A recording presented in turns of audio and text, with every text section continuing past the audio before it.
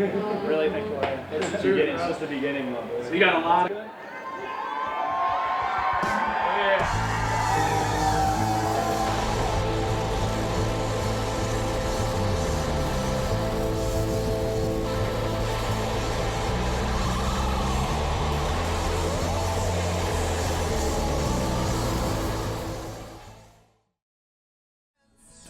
Insisting that the world keeps turning our way, turning our way.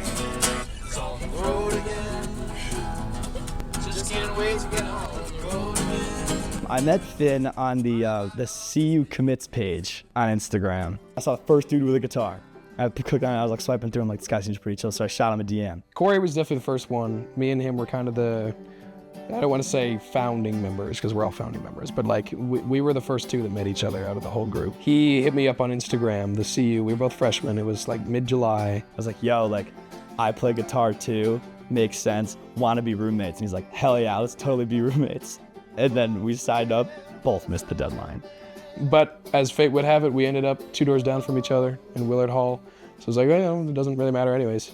We were just kind of like, yo, we should start a band. And then a couple months later, me and Finn both love the band Fish. And so he's like, you going to this Fish concert? And I was like, I don't have a ticket, but like, I'm hella down. Then Axel, this guy on the story, was like, I've got an extra ticket. But people like cleared out, and the dude with the ticket was Axel. And then like, he gave me the ticket, whatever we were talking about. He's like, yeah, I'm a drummer.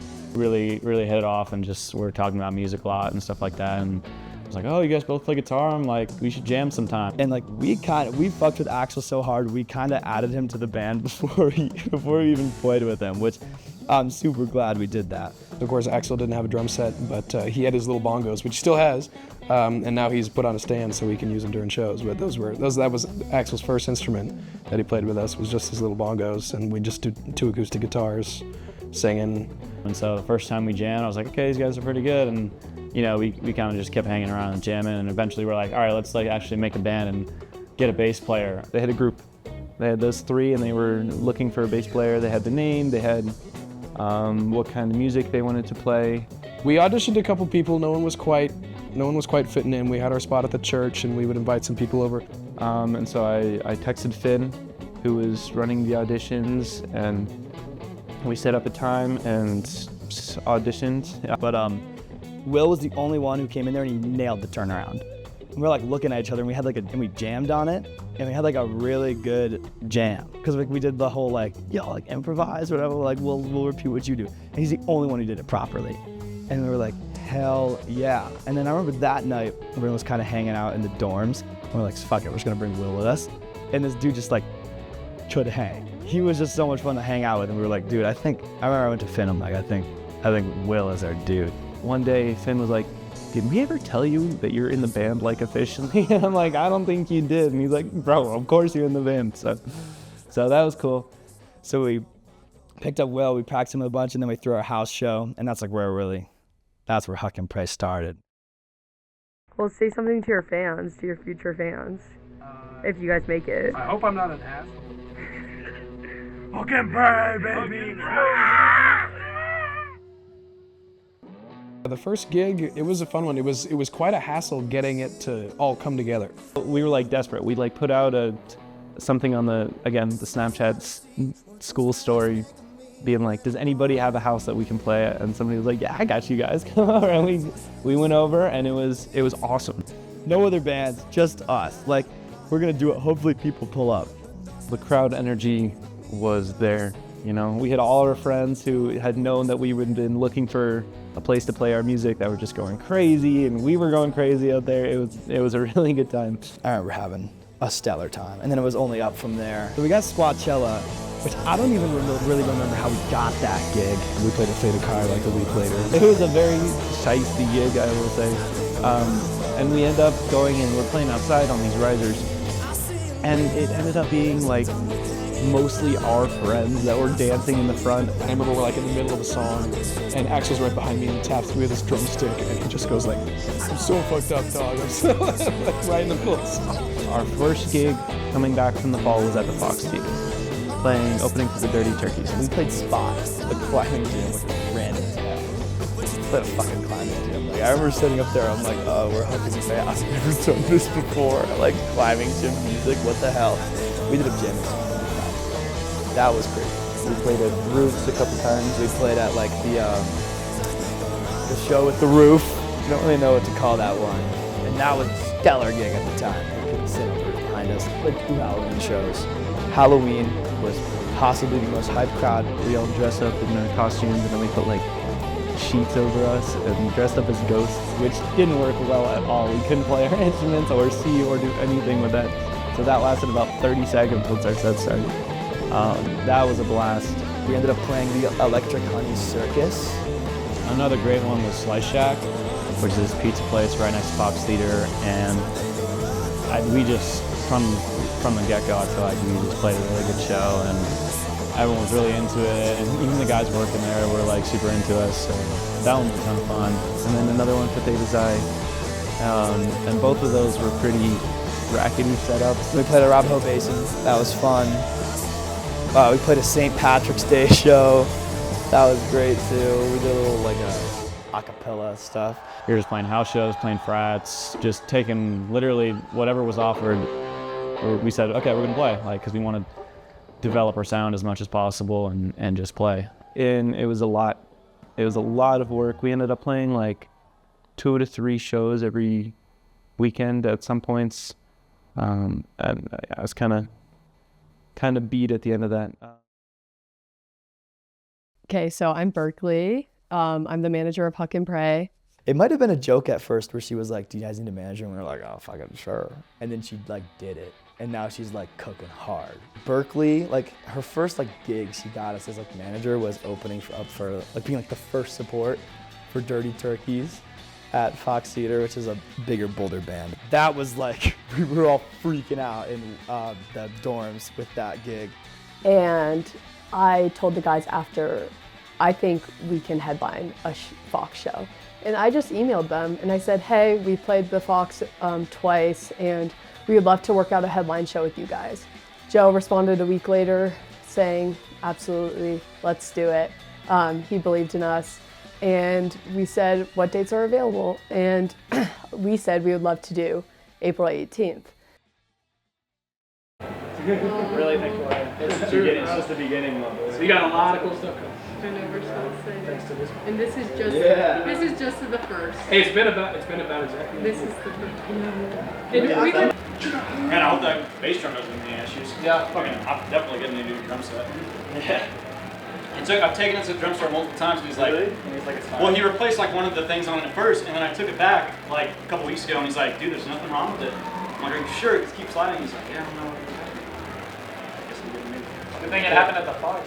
Yeah. Right? Good. Oh yeah.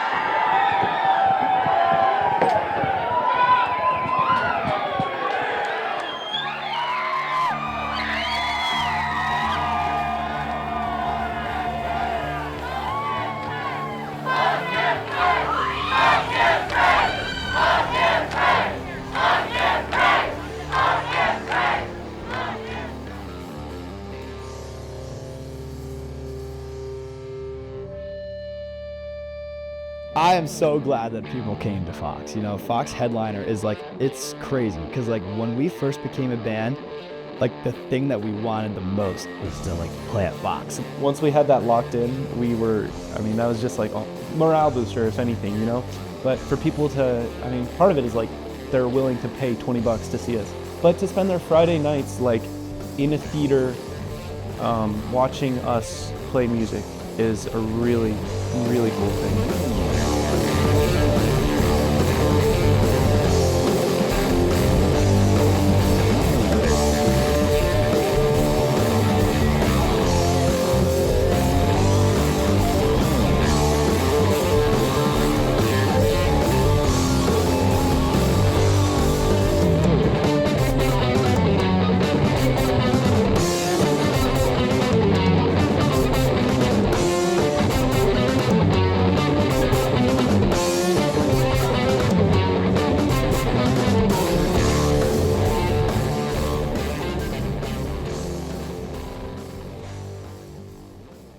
Yeah, I mean, we were feeling great about it. We rehearsed everything pretty well, and I just think, I think there were some good parts and some bad parts. I don't usually get nervous before shows, but I wouldn't say I was nervous going out on the stage for the Fox headliner, but I was really tense. And so there was a lot riding on this Fox show, and I think we all felt it. And one of the issues when you're a jam band is a lot of the oomph and like cool parts of your live performances are the jams. And when you're not locked in, you don't jam well. And when you're not jamming well as a jam band, you kind of feel like the show's terrible. Okay guys, so here we're gonna see Huck and Ray playing the Fox live for the first time. What just happened? There's Finn has broken a string and we're currently Perfect time for a drum solo if my bandmates weren't fucking weirdos. I'm just kidding. It was okay, but it kind of sucks because like an okay shows happen all the time, but like that really wasn't the one that we wanted to be okay. I don't know. We've definitely jammed better. Unfortunately. I thought I wasn't nervous. Maybe I fucking played. I was fucking nervous. I also I thought I had couldn't my sing for going shit. in, I was like, my stick presence is on point, and then I get up there, yeah, fucking solid, and then I play like shit. Bro, like, the first chunk was pretty good. Like, the first, 4 songs were pretty good. What do you think? People seemed like they were having fun. It was funny when you said, I think everyone was broken up there. Yeah. I think everyone was enjoying it. I just wish we'd sounded better for ourselves, you know, like the audience enjoying it is only half the show. Oh, I know, it was really good. Yeah, Jason was fun. Yeah, I got you. Do you have a pen or something? No, I don't. I got no complaints, man. It was a great night, and all the friends came, and the parents, and everything like that. It's kind of a weird situation because everyone had a great time there, and I'm so thankful for that. But in the back of my mind, I'm kind of like, I feel like I wasn't 100% at that, you know? That being said, it was still an awesome opportunity and a lot of fun being up there on stage and seeing, hundreds of people there, singing our songs and there for us, which is cool. And it was kind of nice to play a show that didn't go that well. We were really expecting it to go well, and it didn't. And I was definitely up there, and I just remember thinking like, I got a lot to learn still. Like we got a ways to go. I remember I went to, I think it was Axel I go, this is just the beginning, bro. And he's like, just the beginning. And then you kind of walk back in the green after the show, and you're like, this is just the beginning.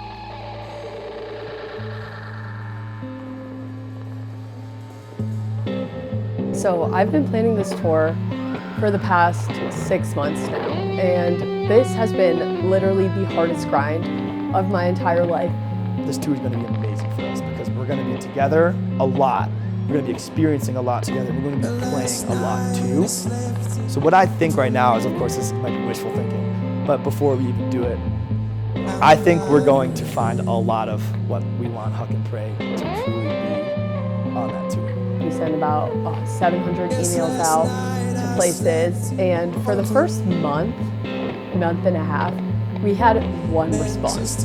And the guys were feeling so down. You have to follow up with 700 emails, and then places started responding after 5 follow-up emails. Currently we have 21 booked shows this summer, so that's really exciting. And I'm really excited for what comes after the tour, for those shows in the future, because I feel like something there. I feel like a screw's gonna get tightened in there. So this tour is a West Coast tour. We're going to Colorado, Utah, Arizona, California, Nevada, Idaho, Montana, Wyoming, and then back to Colorado. So this is a 2.5-month tour, which is really exciting. I don't wanna go back into the city.